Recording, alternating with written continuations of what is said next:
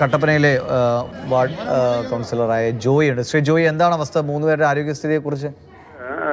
കട്ടപ്പനയുടെ അടുത്തുള്ള ഒരു ഹോട്ടലാണ്. അത് ഉടമസ്ഥൻ ഓണസ്റ്റിപ്പ് മാറി വേറൊരാളെ ഏൽപ്പിച്ചപ്പോ അതിന്റെ റിനിവേഷൻ അവിടെ നടന്നുകൊണ്ടിരിക്കുകയാണ്. അപ്പൊ അതിന്റെ ഭാഗമായിട്ടാണ് ഈ സെപ്റ്റി ടാങ്ക് ക്ലീനിങ്ങിന് വേണ്ടിയിട്ടാണ് ഈ തമിഴ്നാട്ടുകാര സ്വദേശികൾ വന്നത്.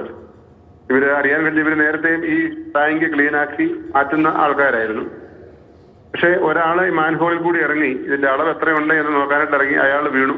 പുറകെ രക്ഷിക്കാനായിട്ടാണ് രണ്ടാമത്തെയും മൂന്നാമത്തെയും ആള് ഇറങ്ങിയത്. ഇതിനകത്തൊരു സ്ലറി, ഇതൊരു 15 അടി വ്യാസമുള്ള ഒരു ടാങ്കാണ്.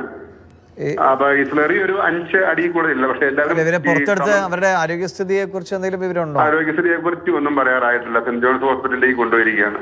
3 പേരും അബോധാവസ്ഥയിലായിരുന്നു അല്ലേ? 3 പേരും അബോധാവസ്ഥയിലാണ്. ഒന്ന് ചോദിച്ചോട്ടെ, എന്തുകൊണ്ടാണ് ഈ ഇങ്ങനത്തെ ജോലിയൊക്കെ ഈ രാത്രി 10 മണിക്കൊക്കെ സമയത്ത് ചെയ്യുന്നത്?